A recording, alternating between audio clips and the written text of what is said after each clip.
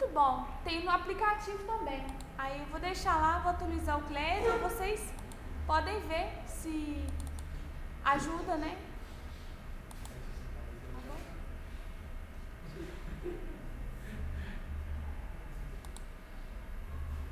Aí eu não vou ficar falando não, pra não atrapalhar.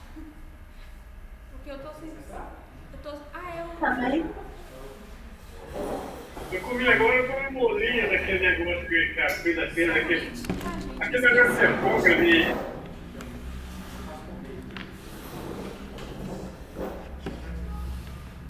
Vê como que tá o som, pessoal. Se tá bom. Vai falando, fala. Tá boa noite. O som tá bom? Boa noite. Boa noite. Estão me ouvindo? Boa, beleza. Só um minutinho, por favor, gente. Um minutinho. Ah, não, o som tá bom, tá? Tem que regular mais, gente. Aumentar. Eu vou pôr ele pra carregar. Se precisar de arredar, se vocês acharem que tá um pouco, muito. Tá bom assim, se vocês que arreda mais. Beleza? Gente, Pronto. E aí, pessoal, tudo bem? De boinha?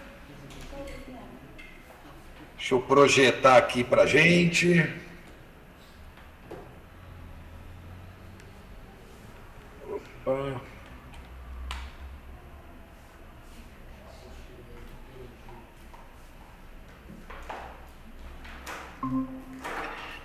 Pessoal, só me ajuda a me situar aqui.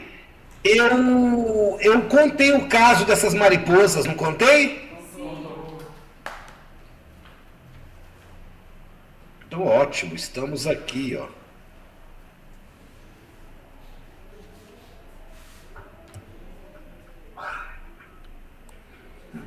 Beleza.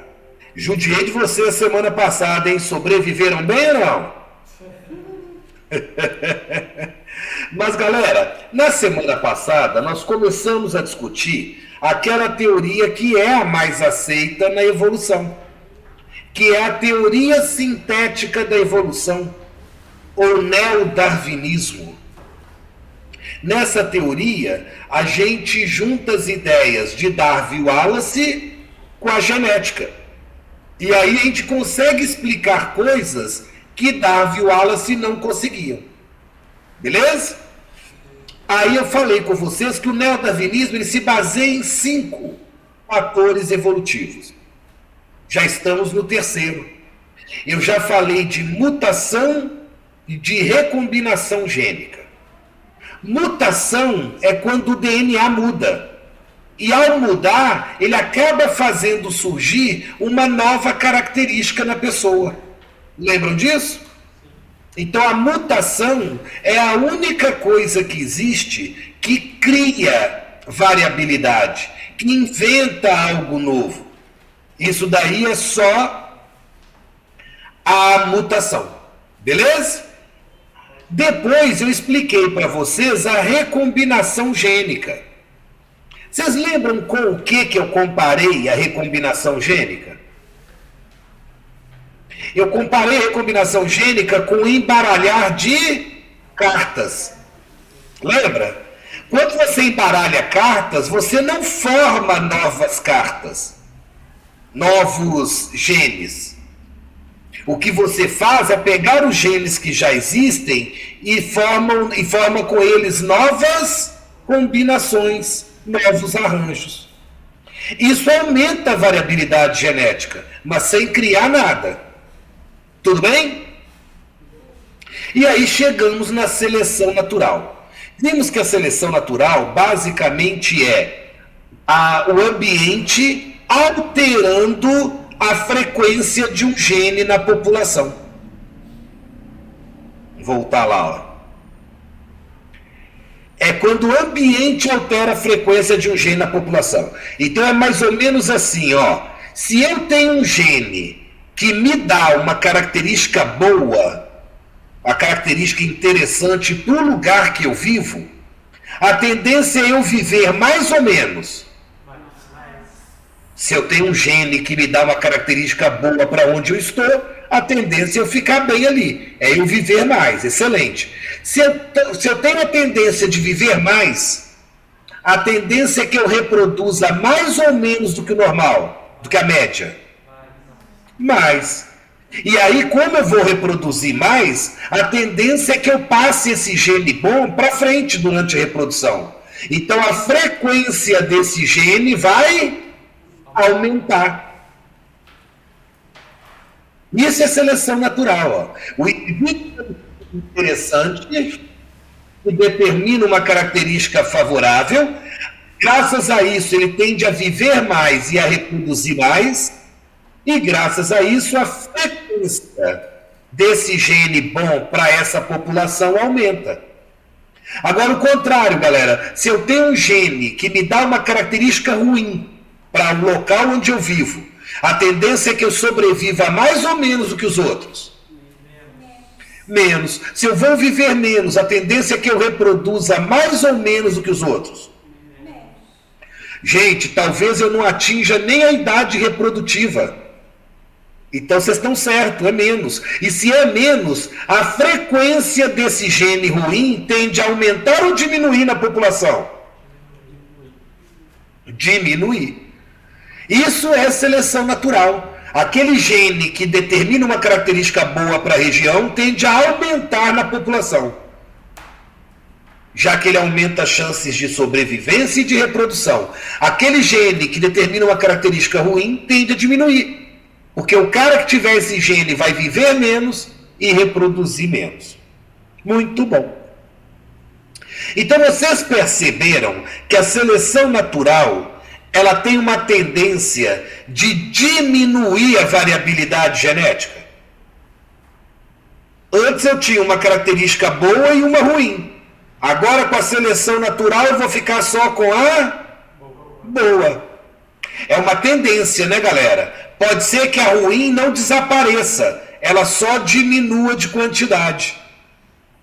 Mas a tendência é de desaparecer. Então, a mutação cria variabilidade, então aumenta a variabilidade ao inventar uma nova característica. A recombinação gênica, a recombinação gênica aumenta a variabilidade, mas sem inventar nada novo, só formando novos arranjos, novas combinações, e a seleção natural tende a diminuir a variabilidade genética. Muito importante ter essa noção. Conseguimos? Bom, aprofundando um pouquinho, galera, porque o Enem tem aumentado o nível de cobrança dele, passa a valer a pena a gente discutir os tipos diferentes de seleção natural que existem. Basicamente, existem 4 tipos. Nós vamos comentar eles a partir de agora. Bom, para a gente entender sobre isso, eu preciso que vocês entendam o seguinte. Quando eu vou discutir um fenótipo com vocês, uma característica, dentro dessa característica eu posso ter vários resultados diferentes. Vocês concordam comigo? Por exemplo, a altura. A altura pode ter o cara gigante e o cara muito alto.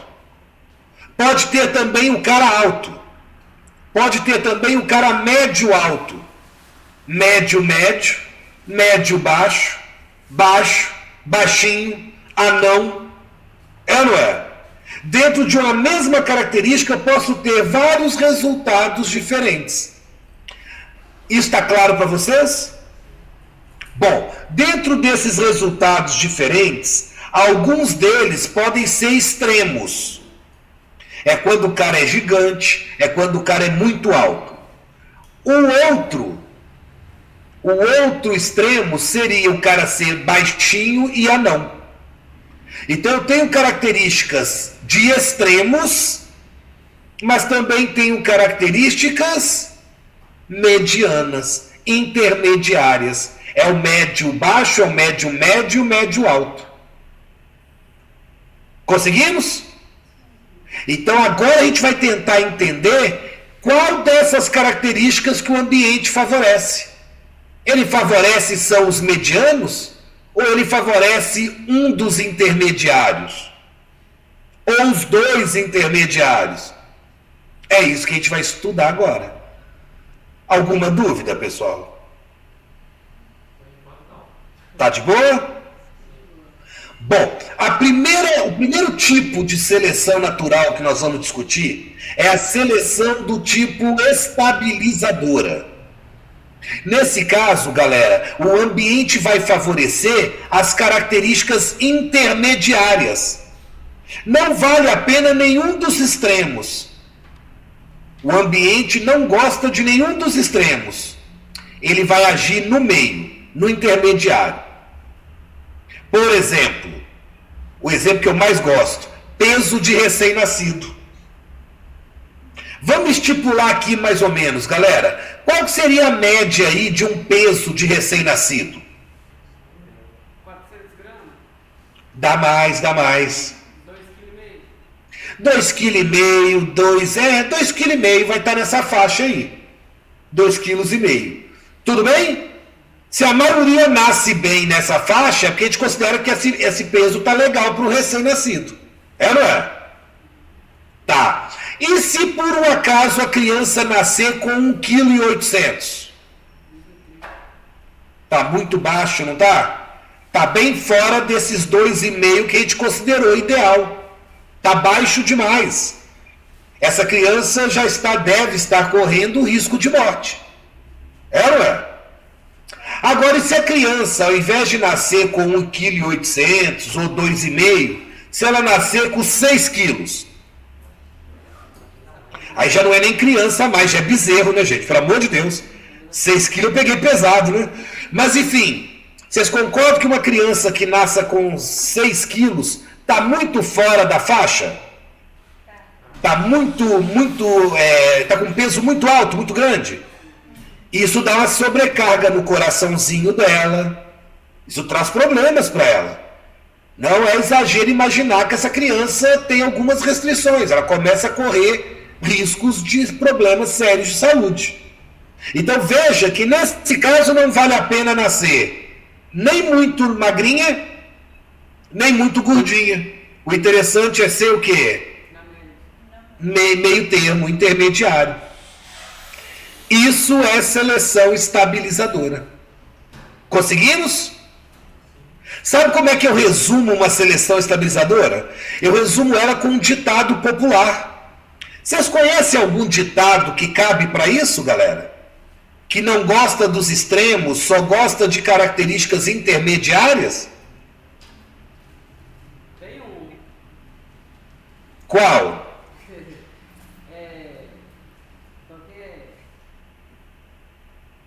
Nem bonito demais para não causar ciúme, nem feio demais para não assustar. Boa aí, ó. Esse ditado eu não conhecia não, hein? Mas ele é bom. Ele é sábio. Perceberam que ele negou os dois extremos? Ó, não vale a pena ser bonito demais e nem feio demais. O negócio é ser meia boca. É ou não é? Nem tanto ao céu, nem tanto à terra. Esse também é um ditado. Vocês conhecem ditado? Alguns falam nem tanto ao mar, nem tanto à terra também. Quer dizer, não em nenhum dos extremos, nem para um lado nem para o outro. O melhor é ficar aqui no meio. Isso é uma seleção estabilizadora. Anota para mim, deixa eu ditar isso para vocês. Anota assim, ó. Tipos de seleção natural.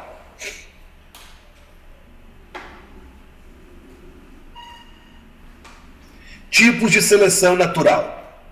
Aí na linha de baixo coloca assim, número 1. Seleção estabilizadora.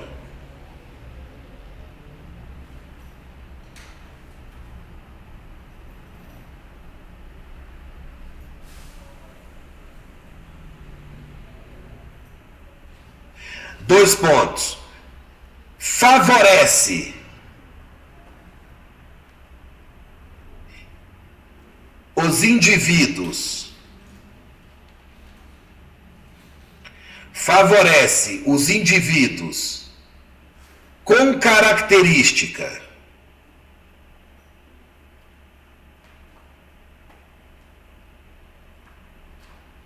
intermediária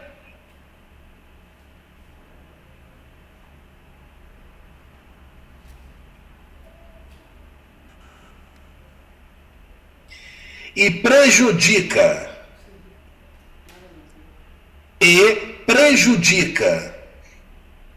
os indivíduos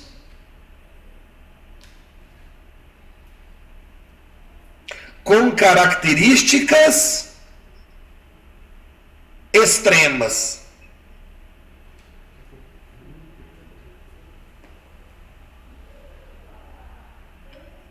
Ponto.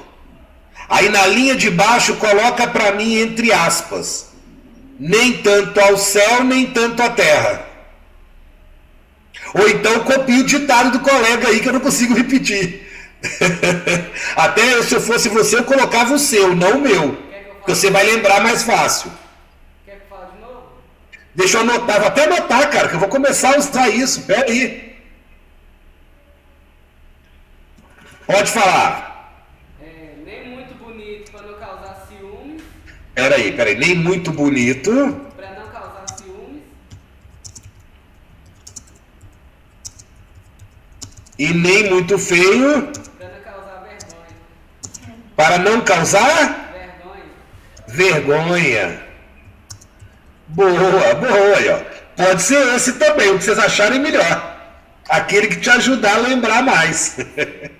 Gostei.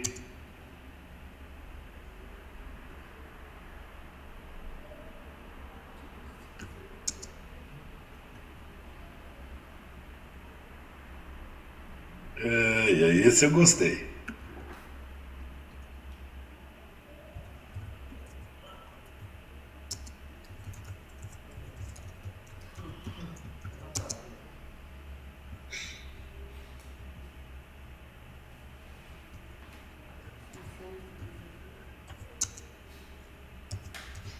Podemos seguir, pessoal? Infelizmente, esse exemplo que eu usei com vocês não deve cair em prova, porque eu acho ele mais facinho de entender. O que mais cai em prova, galera, é esse daqui, ó. E aí eu preciso que vocês lembrem da aula passada. Lembra que eu falei que na hora de que existe uma proteína chamada hemoglobina? Opa! Deu um bizil aqui. Vocês estão me ouvindo? Sim. Tá. Lembra que eu falei que existe uma proteína chamada hemoglobina e que ela fica dentro dos glóbulos vermelhos do sangue? Eu disse para vocês que na hora de fabricar essa proteína, você precisa de um gene. E esse gene pode ser do tipo HBA ou HBS. O HBA te ensina a fabricar a hemoglobina normal, sem defeitos.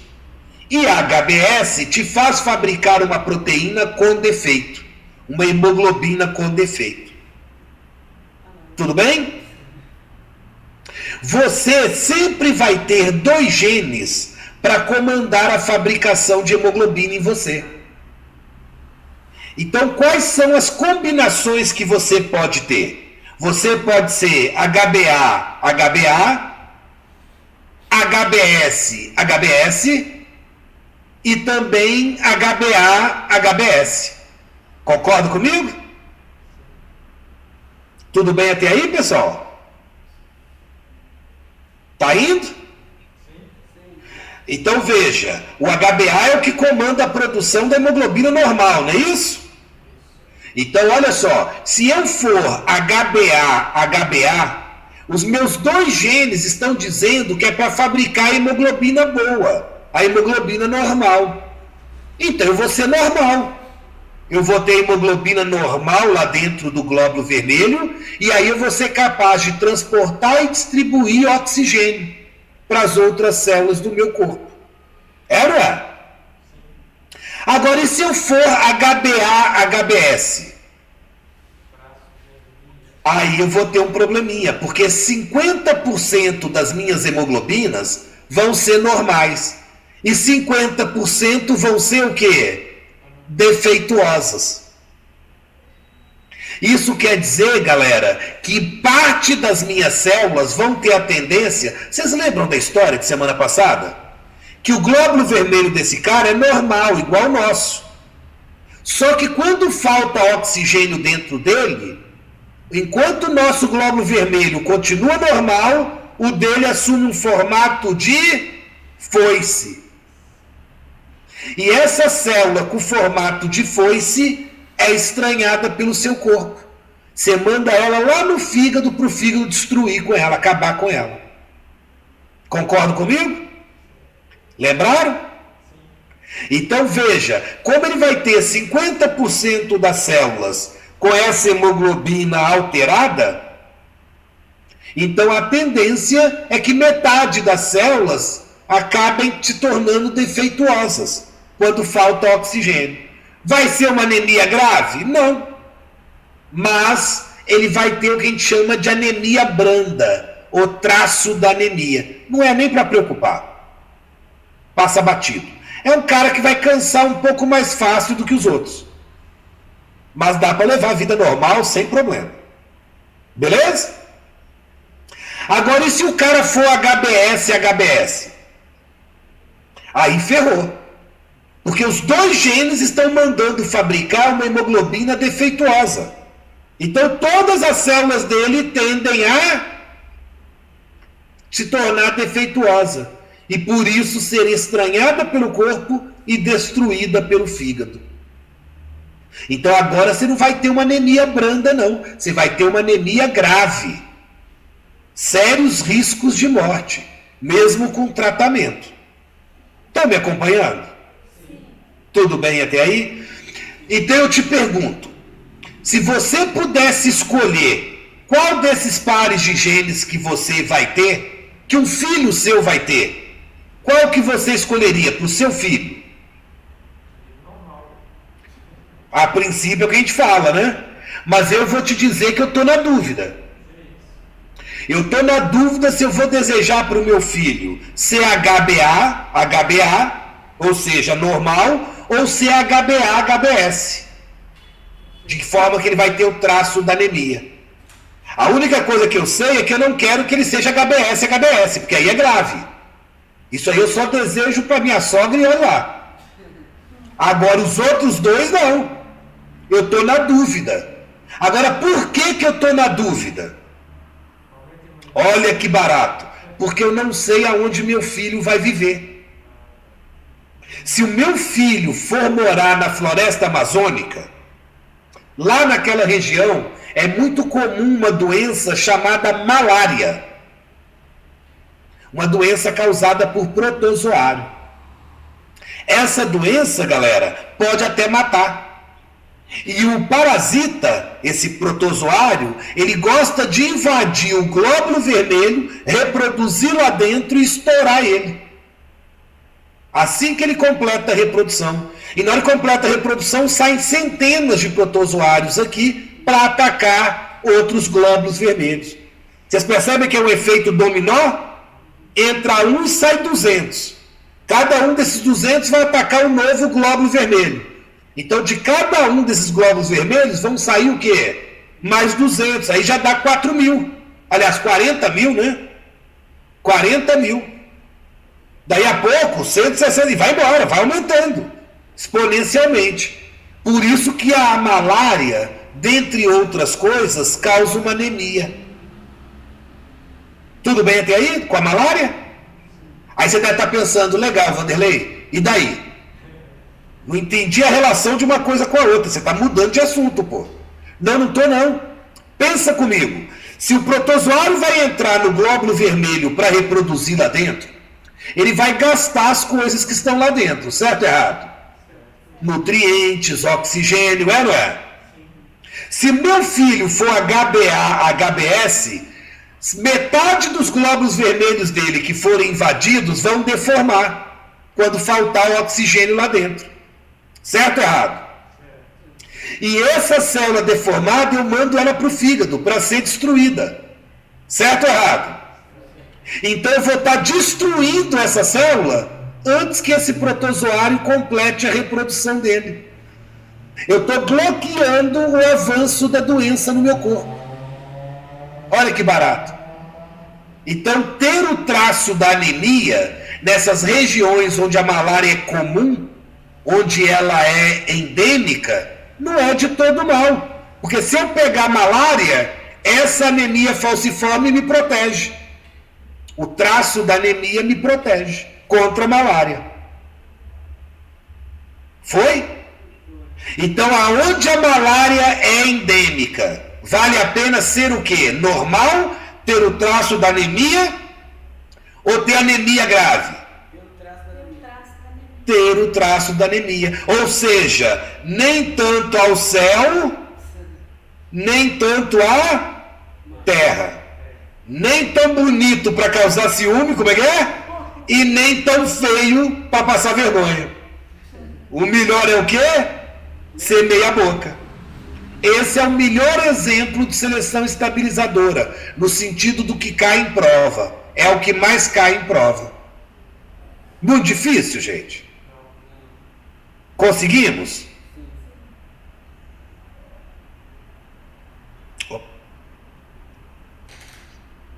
Então ali, ó, em algumas regiões da África, onde a malária é endêmica, isso vale para a floresta amazônica também, tá? Percebemos uma grande frequência, quer dizer, uma grande quantidade de indivíduos heterozigotos, que apresentam o traço da anemia. Motivo para isso: indivíduos com traço da anemia falciforme destroem as hemácias infectadas assim que elas se deformam. E antes do parasita produzir, ou parasito, né, mesma coisa, produzir novos merozoítos, que iriam infectar outras hemácias. Merozoíto, galera, é a forma que o protozoário está e que permite a ele invadir a célula. Tá? Então, assim, indivíduos portadores da forma branda da anemia se encontram protegidos contra a malária, o que justifica a alta frequência desses caras em regiões onde a malária é endêmica, quer dizer, comum. Conclusão: a seleção natural favorece os indivíduos heterozigotos para a anemia falciforme. Ela também é chamada de ciclemia, tá? Em áreas onde a malária é endêmica. Na ausência da doença, a tendência é que o alelo desapareça, pois os homozigotos continuarão a morrer por anemia. Foi o que aconteceu com as populações negras que viviam nessas regiões e foram levadas como escravas para a América do Norte. Lá na América do Norte praticamente não tem anemia falciforme, galera. Porque lá não tem malária para favorecer esse cara. Esse cara que é heterozigoto, quer dizer, que é HBA, HBS. Conseguimos mesmo? Então só anota para mim no seu caderno aí, que coloca tipo uma observação, que a anemia falciforme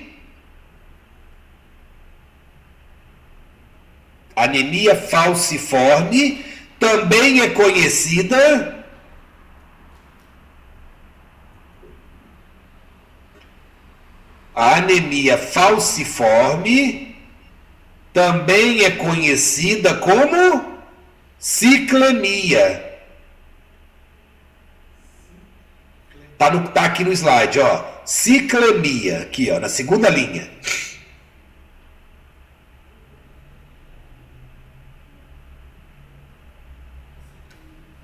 Ciclemia.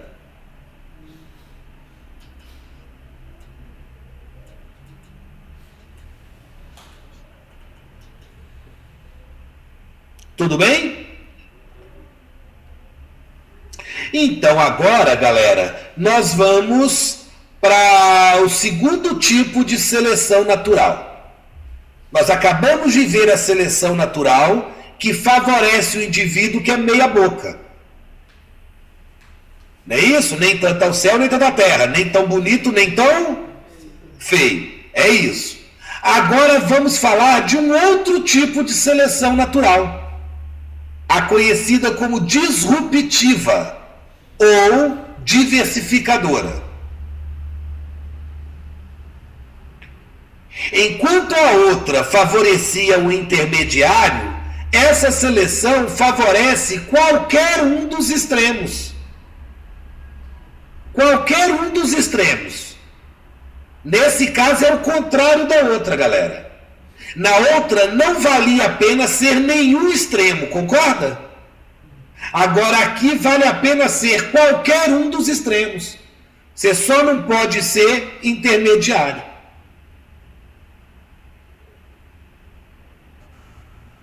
Tudo bem? Vamos anotar isso no caderno? Anota aí para mim. Número 2. Disruptiva ou diversificadora?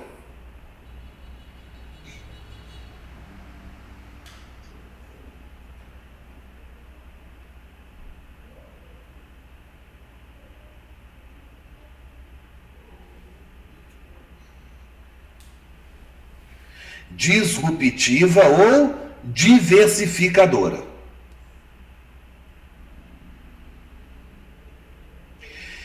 Tipo de seleção natural. Tipo de seleção natural que favorece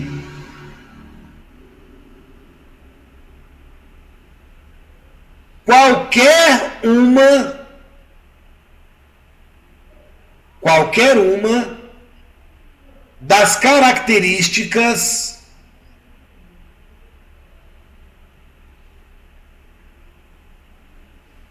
extremas, vírgula, radicais,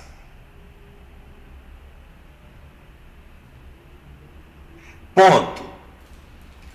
Nesta seleção, quem se dá mal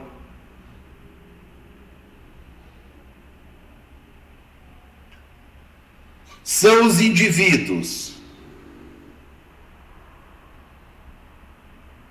São os indivíduos de características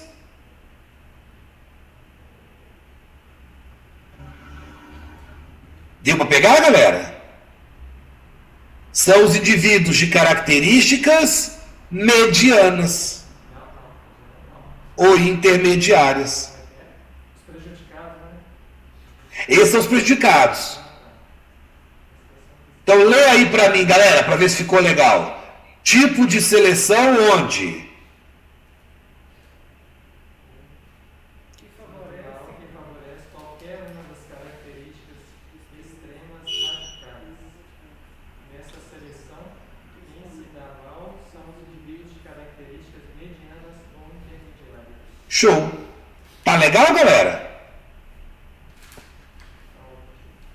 Aí eu começo a pensar num ditado popular também.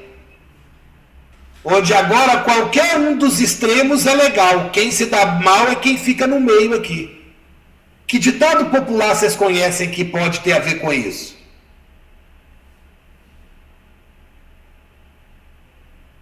Eu acho que aquele é 8 ou 80. É 8 ou 80. Quer dizer, não fica no meio não fica em cima do muro, não. Ou é um extremo ou é outro. É 8 ou 80. Ou vai ou racha. Então, coloca entre aspas isso aí. Ou vai ou racha, é 8 ou 80. Coloca entre aspas, porque isso é só uma forma de te ajudar a entender essa seleção. É 8 ou 80, ou vai ou racha.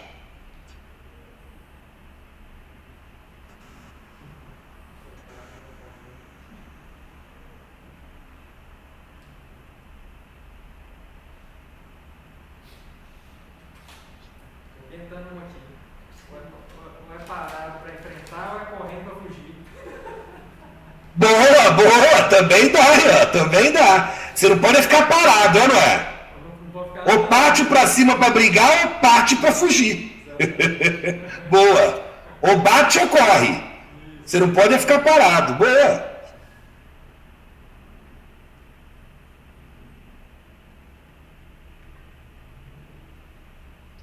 Galera, vamos imaginar um exemplo aqui. Existe uma espécie de ave onde os indivíduos dela podem apresentar bicos dos mais variados. Por exemplo, o bico pode ser grande e largo e forte. O bico pode ser fino e bem delicado, mas frágil. E o bico pode ser o quê? Intermediário. Então vão ter alguns passarinhos aí dessa espécie com um bico forte e grande, alguns com bico fino e delicado, outros com bico intermediário. Guarda essa informação, tá joia? Agora vamos imaginar o seguinte: sabe aquelas árvores que apresentam o tronco de árvore, o tronco delas com uma casca bem grossa? Um dia nós vamos chamar essa casca grossa de suber. É um tecido da planta que serve para proteger ela. É como se fosse uma epiderme bem grossa. Tá joia? Essa casca ela não fica coladinha no tronco, não. Ela deixa um espaçozinho, uma brechinha aqui, ó. Tudo bem? É minúscula a brecha. Mas ela não fica colada bonitinha, não. Ela deixa como é que eu mostro aqui? Ela deixa um espaçozinho. É um espaço bem estreito. Mas sabe quem gosta desse espaço? Os insetos. Muitos insetos entram nessa gretinha, entre essa casca grossa e o tronco da árvore propriamente dito, e bota seus ovos ali.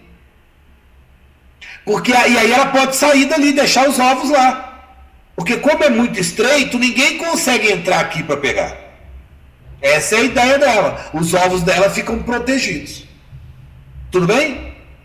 Só que ela não contava com as espécies, com essa espécie de ave.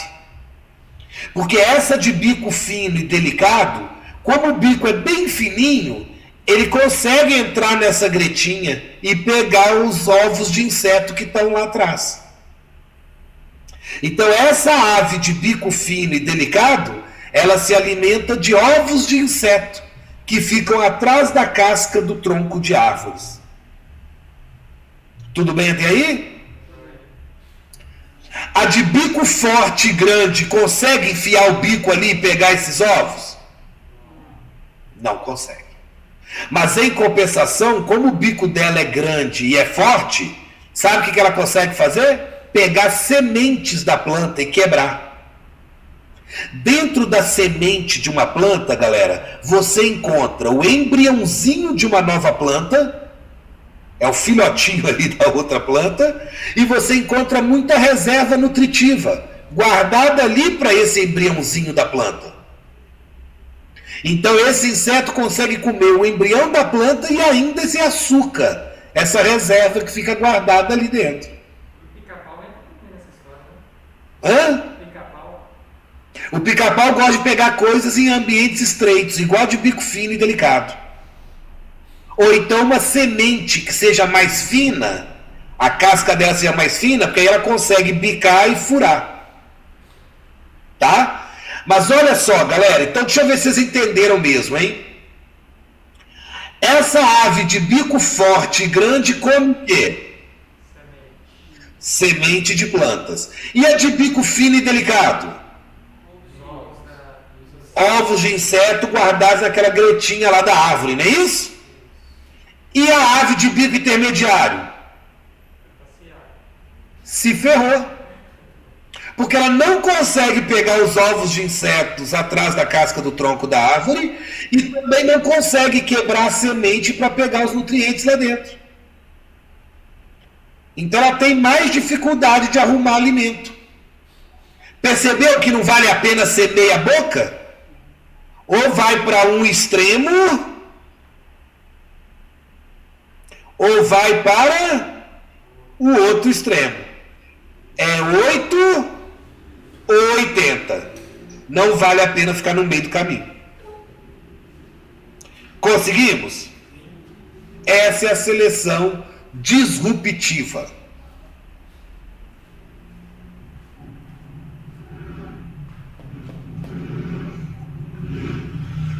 Então aqui eu conto o caso para vocês.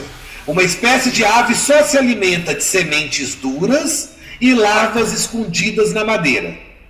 Neste caso, seriam favorecidas as espécies de bico fino e delicado, bico esse que favorece a captura de larvas, né? Os ovos vão liberar larvas, não vão? Então o que o cara está comendo é essa larva, né? E as aves de bico maior e mais forte são capazes de comer o quê? As sementes. A de bico intermediário não consegue nenhum nem outro. Então vai ter mais dificuldade de obter alimento e sobreviver nesse ambiente. Beleza? Então chegamos no terceiro tipo. A seleção direcional. Escreva aí no seu caderno para mim, galera. Número 3, seleção direcional.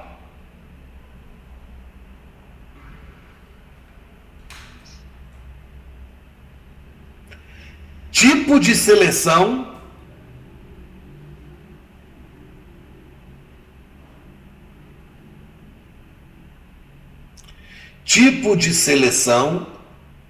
que favorece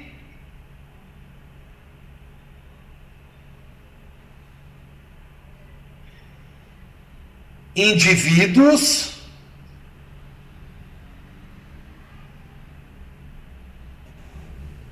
que apresentam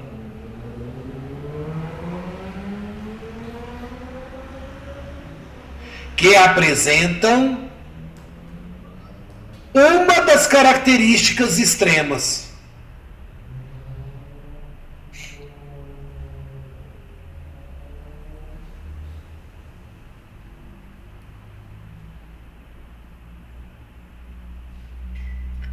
Ponto. Aí vai para a linha de baixo e escreva assim para mim. Este é o tipo clássico de seleção. Este é o tipo clássico de seleção. Isso quer dizer, galera, que quando ele for discutir seleção natural com vocês, se ele não for discutir nesse nível de detalhamento, se ele for cobrar de maneira mais geral, que é o que normalmente eles fazem, é essa seleção que eles vão discutir com vocês. Olha para mim, olha para mim. Na seleção estabilizadora, favorecia-se quem? O intermediário. Não é isso? Favorecia-se o intermediário. Então, de novo, ó, na estabilizadora, favorecia quem? Os intermediários. Na disruptiva, qualquer um dos extremos. E na direcional, um dos extremos. Pode ser o mais baixo, pode ser o mais alto, mas é um deles. Cada característica escolhe um dos extremos e favorece ele. Cada caso é um caso. Tudo bem?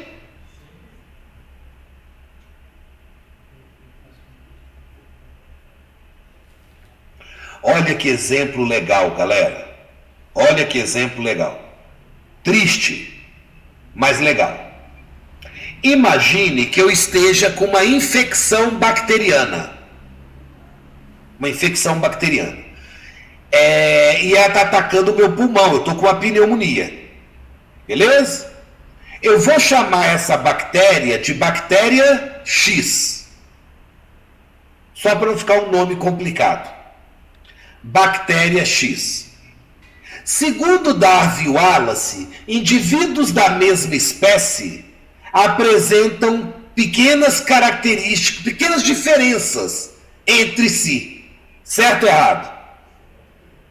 Vocês têm cabelo, eu não tenho. É uma diferença. É, não é? Vocês são bonitos, eu sou feio. É outra diferença. Então veja que indivíduos da mesma espécie podem apresentar características diferentes. Aqui nesse caso, eu estou chamando a atenção para essas duas últimas, ó, estão vendo? Elas são diferentes das outras. E por isso eu chamei elas de X', só para diferenciar um pouco. Sabe o que elas têm de diferente, galera? Elas fabricam uma proteína que não serve para nada.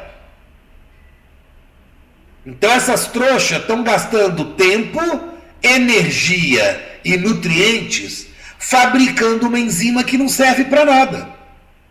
Enquanto isso, as outras bactérias, as do tipo X, não gastam tempo e energia com bobagem. Elas só fabricam o que elas precisam e elas reproduzem igual as condenadas. Por isso que a população de X é maior do que a de X'. Tudo bem? Quando o médico faz o exame para descobrir quem é que está me causando a doença, que tipo de bactéria ele deve enxergar, galera? A X ou a X'? Qual delas é a mais conhecida, você acha? A X. Porque ela é muito mais abundante, é muito mais frequente do que a X'. A coisa é tão absurda, galera, que provavelmente o médico nem sabe que existe essa X'.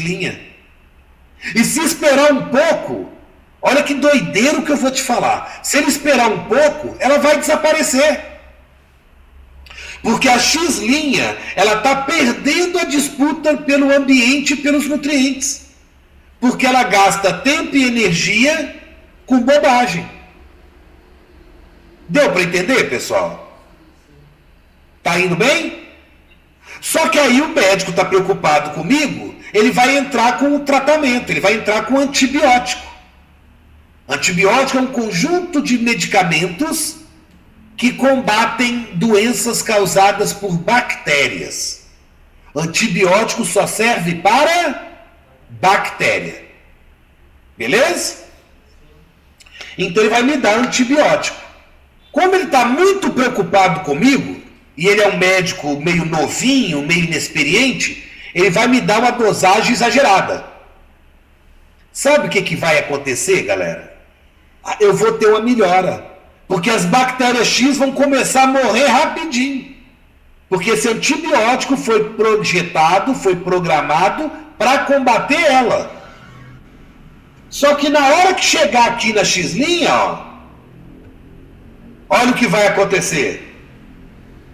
As X morreram, eu tive até uma melhora no meu quadro de saúde, mas as X' não morreram. Sabe essas proteínas, atenção, atenção, sabe essas proteínas que elas já fabricavam, mas que era à toa, não servia para nada?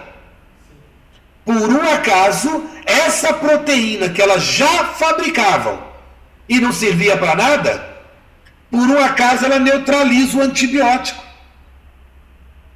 Olha a sorte que ela deu. Aquela proteína que prejudicava ela, porque ela fabricava gastando energia para nada, agora essa enzima está salvando a pele dela. Está matando, tá impedindo que o antibiótico mate ela. Deu para entender? Agora, galera, é questão de tempo para essa bactéria aumentar a sua população. Porque não tem mais a concorrência da X. Ficou só a X' para trás. Então daqui a pouco a população dela vai aumentar muito e vai me causar doença agora de novo. Com um agravante. Esse antibiótico não faz mais efeito. Então o que eu acabei de fazer, galera? Olha a minha pergunta. A bactéria ficou resistente por causa do uso do antibiótico? Ela já era, concorda comigo? Ela já entrou nessa história sendo diferente, já sendo resistente. Então não tem esse papo de, menino, cuidado com o antibiótico, porque senão a bactéria vai acostumar com ele. Existe isso não, hein? Isso cai muito em prova para te fazer errar. Isso não existe. Bactéria acostumar com o antibiótico, como assim? Ela já era resistente ao antibiótico. E quando eu joguei o antibiótico ali, eu elimino aquelas que não são resistentes ao antibiótico e favoreço, então, deixando o ambiente todo livre para as que já eram resistentes ao antibiótico. Difícil?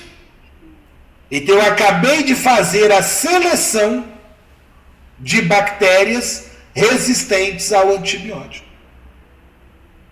Legal ou não?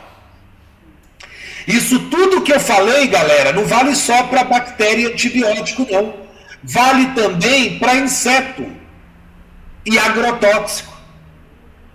Quando a gente usa agrotóxico lá na agricultura, é para impedir que uma praga de inseto chegue ali e coma o que eu estou plantando. É ou não é? Só que eu posso matar alguns insetos, mas posso selecionar outros que já eram resistentes a esse agrotóxico. Já tinha essa capacidade de resistir ao agrotóxico. Moral da história? Aquelas não resistentes morrem, as resistentes ao agrotóxico ficam, e eu selecionei uma praga resistente àquele agrotóxico. Isso vai exigir que eu use quantidades cada vez maiores e até outros tipos de agrotóxico para tentar eliminar a praga. Obviamente, isso tudo fica no alimento. E quando eu vou ingerir esse alimento, eu ingiro isso tudo e isso me faz muito mal. Conseguimos?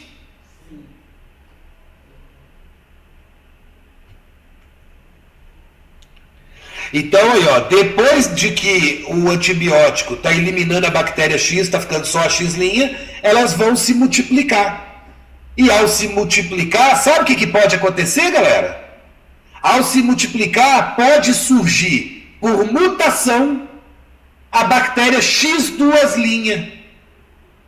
Ela vai ser resistente ao antibiótico que matou a X e também a esse antibiótico, que até então estava matando a X', que é capaz de matar a X'. Então agora eu vou ter uma bactéria resistente a quantos tipos de antibiótico? 2. Daqui a pouco eu posso ter uma que é resistente a 3. A todos os antibióticos. Então aí que a gente fala da seleção de bactérias ultra resistentes. Ou TOT resistentes. TOT de total. TOT de total. Conseguimos? Há um desenho aí, ó, mostrando para vocês a seleção acontecendo. Ó. Depois dá uma lidinha e vê se fica uma dúvida, tá joia? Para fechar a aula de hoje, vamos fazer esse exercício? Não precisa copiar não, tá? Só analisa aí para mim. O eixo X fala dos tipos de fenótipo. Os extremos, o intermediário. Então o eixo X tem a ver com os fenótipos. Aqui são os fenótipos mais baixinhos, aqui são os mais altos e aqui os intermediários. E o Y indica o quê? Número de indivíduos com aquele fenótipo. Beleza? O que está com a curva vermelha é o que eu tinha antes de ocorrer a seleção natural. E o que eu tenho de curva azul é o que aconteceu após a seleção, é o resultado da seleção natural. Então, analisando os gráficos, eu quero que você me diga quem é estabilizadora, quem é direcional, quem é disruptiva. Tudo bem? 2 minutinhos aí para vocês pensarem.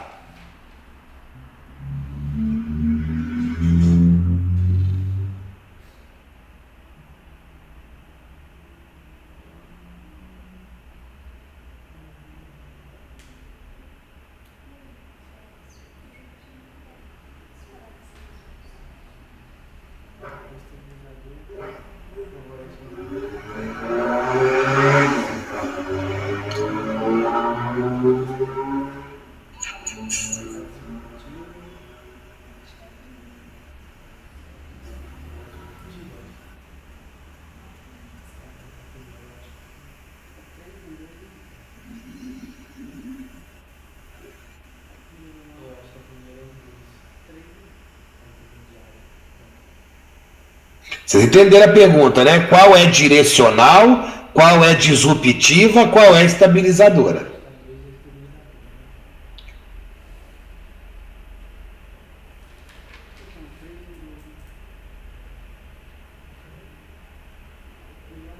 É 3 e 2, isso.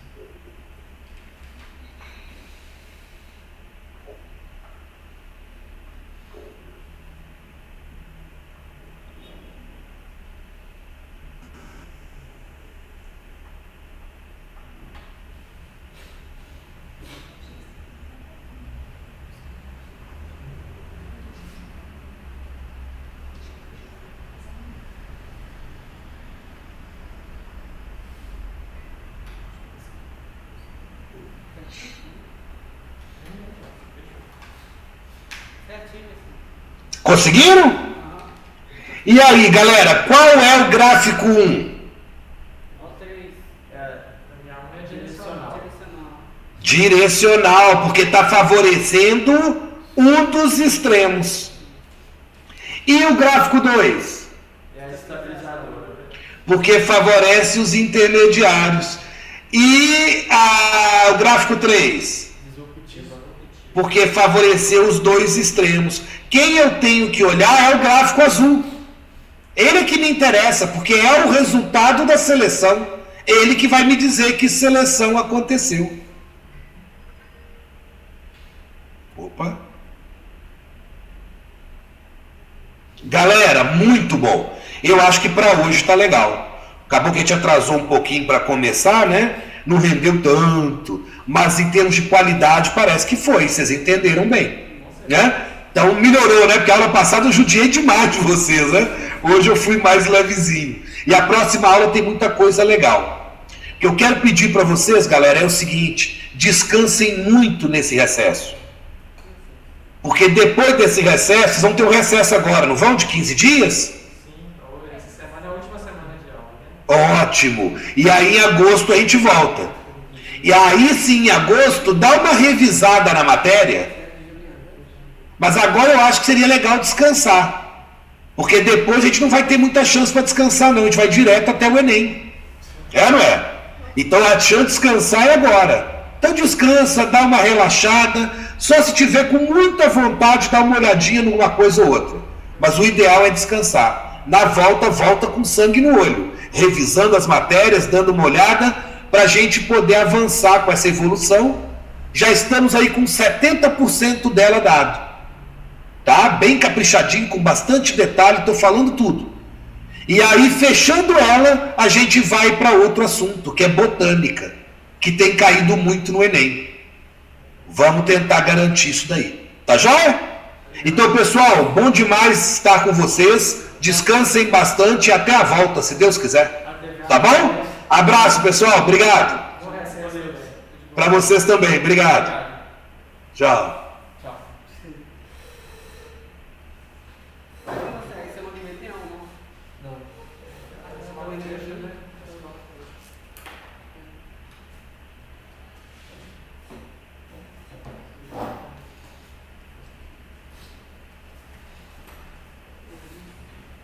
Eu tô com sorte, então. Nessa uma igreja você está trabalhando, né? Vai ficar 2 semanas, né? 2 semanas? É sorte. Está lá à noite? É, de tudo. Uma semana à noite são eu. Aí eles mudou o horário, eu consegui trabalhar.